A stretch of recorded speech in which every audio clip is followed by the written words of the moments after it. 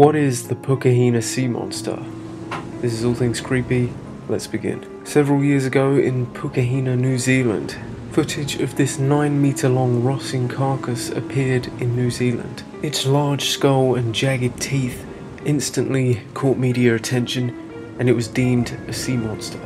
But as we can clearly see here, this animal is heavily decomposed, and as it is washed up on a beach, it can be considered a globster.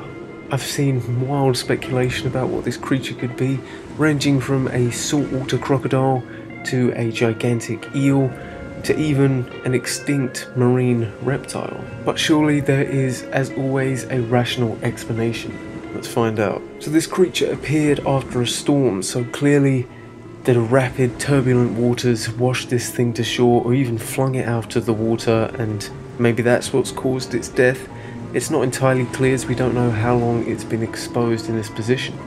The state of decay is quite extreme, which suggests that maybe it was already a carcass in the sea, and the strong waves merely washed to shore what would normally have sunk to the bottom to be eaten by detritivores. First impression, I can see the crocodilian similarities, however, the shape of the skull is a little off, and of course, as we know, crocodiles actually have legs, not flippers. This animal, although heavily deteriorated, clearly has some kind of appendages, similar to that of perhaps a whale, which leads me to the most likely explanation.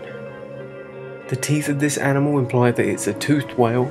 The size of it, 9 meters, imply that it's a very large toothed whale, and I doubt that this is a sperm whale, as they only have teeth on the lower jaw. This narrows down our options dramatically to pretty much some type of orca or killer whale.